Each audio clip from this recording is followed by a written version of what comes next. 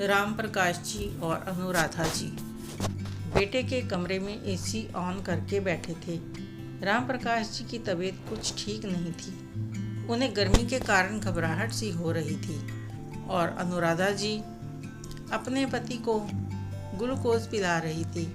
इतने में अर्चना बहू कमरे में दाखिल हुई और सास ससुर को अपने कमरे में अपने ही बेड पर बैठे हुए देखकर चिल्लाने लगी, माँ जी, पापा जी, आप लोगों को कोई शर्म हया है कि नहीं?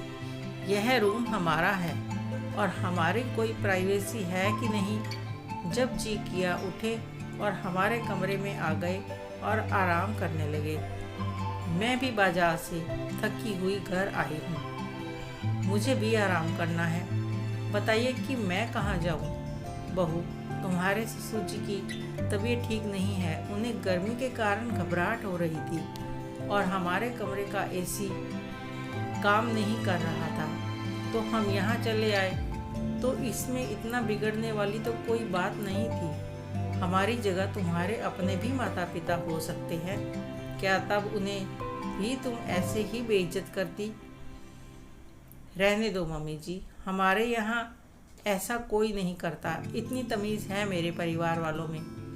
चलो अनुराधा, अब और कितनी बेइज्जती करानी है। चलिए जी, अपने ही कमरे में, वहीं पर मैं आपको पानी देती हूँ। वे दोनों अपने कमरे में चले जाते हैं और पंखा तेज़ करके खिड़कियाँ खोलकर बैठ जाते हैं। राम प्रकाश जी को थोड़ा सा आराम मिलता है और दोनों आपस में सलाह करते हैं कि 1-2 दिन में किसी बहाने से अपने घर ही चले जाएंगे कि कहीं हमारे कारण से बहू बेटे के बीच किसी तरह की कोई कड़वाहट पैदा ना हो। इसलिए अब हमें यहाँ से चले ही जाना चाहिए, सबके लिए ठीक रहेगा। आए तो थे कि बहू बेटे के साथ कुछ दिन रहेंगे और पोते के साथ खेलेंगे।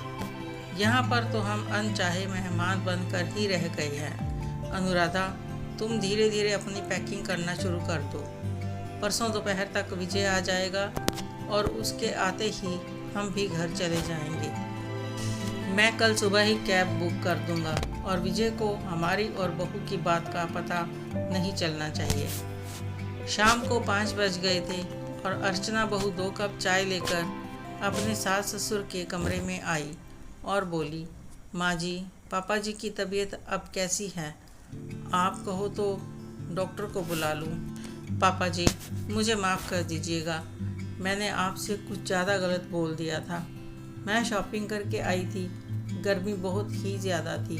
सोचा था घर जाकर आराम करूँगी, लेकिन आपको कमरे में देखकर मुझे कुछ नहीं सूझा, तो गलती हो गई।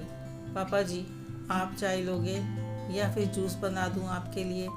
नहीं बहू, रहने दो, मैं चाय ही पी लूँगा। तुम्हें बेकार में ही तकलीफ होगी, तुम परेशान मत हो। इतना कहकर अनुराधा और राम प्रकाश जी चाय पीने लगे और अर्चना वापस चली गई। और रात के खाने के समय भी अर्चना बुलाने गई। अनुराधा जी डाइनिंग पर गई, अपना और अपने पति का खाना परोसकर अपने कमरे में आ गई। अर्चना और उसका बेटा मनु खाने के लिए इंतज़ार कर रहे थे। दोनों माँ बेटा देख रहे थे कि क्या हो गया और चुपचाप खाना खाने लग गए। रात के खाने के बाद अर्चना अपने सास ससुर के लिए आइसक्रीम ले आई और मनु को साथ लेकर उनके कमरे में गई और उन्हें आइसक्रीम खाने के लिए आग्रह किया, तो बच्चे के सामने कुछ नहीं कहा। मनु के साथ मिलकर नकली हंसी हंसते हुए कहा, बेटा, हमें नींद आ रही है, आप भी जाकर सो जाओ। मनु चला गया और अर्चना वहीं खड़ी थी। उसने देखा कि एक अटैची पैक है और बाकी सामान भी इकट्ठा हुआ पड़ा था। अर्चना सब देखकर चुप होकर अपने कमरे में चली गई और उसे अपने किए पर पछतावा हो रहा था। पर अब क्या करे, गलती तो हो गई है। अगले दिन सुबह अनुराधा जी ने किचन में जाकर नाश्ता बनाया। मनु स्कूल गया। अर्चना को नाश्ता करने के लिए कहा। वह अनुराधा जी के पास आई और बोली, मम्मी जी, आपने पैकिंग क्यों की है? बेटा, कल हम दोनों अपने घर जा रहे हैं। माँ जी, पापा जी, यह भी तो आपका ही घर है, आपके बेटे का घर है। आपको ऐसे नहीं जाने दूंगी। तो कैसे जाने दूंगी? जिस तरह से कमरे से निकाला उसी तरह से।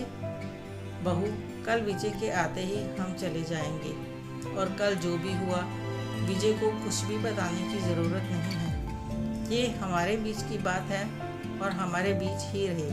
हम लोग तो प्यार बांटने आए थे, अपने बहू बेटे के प्यार में खटास भूलने नहीं। आप सब खुश रहो। हमें तो तुम लोगों को खुश देखकर खुशी मिलती है।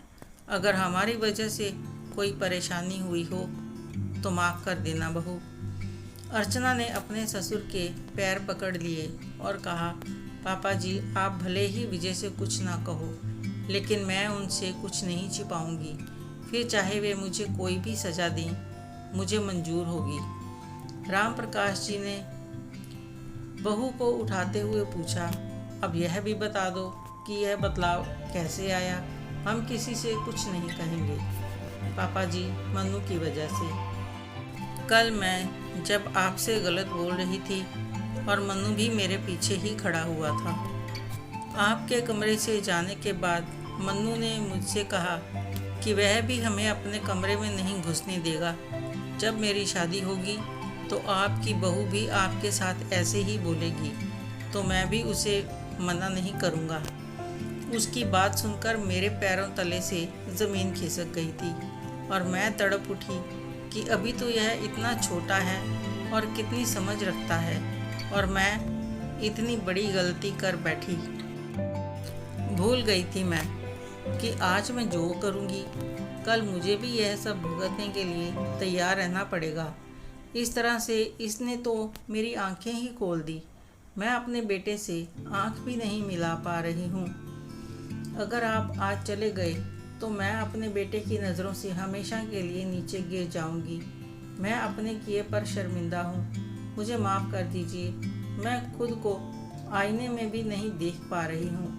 मम्मी जी, प्लीज़ इस तरह से छोड़कर मत जाइए। यह आपका घर है। आप जैसे चाहो वैसे ही मैं रहूँगी। मुझे अपनी गलती का एहसास हो गया है। दोबारा यह गलती नहीं होगी पापा जी। अनुराधा जी बोली, हम कहीं नहीं जा रहे। कोई भी माता पिता अपने बच्चों का बुरा नहीं चाहते, बस थोड़ा सा सम्मान चाहते हैं। सुबह का भूला अगर शाम को लौट आए तो उसे भूला नहीं कहते।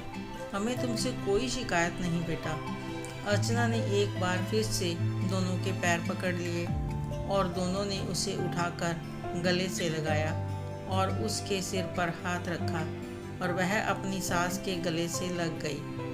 आपको यह कहानी कैसी लगी कमेंट करके ज़रूर बताएं। अच्छी लगी हो तो लाइक करें, शेयर करें, सब्सक्राइब करना ना भूलें। धन्यवाद।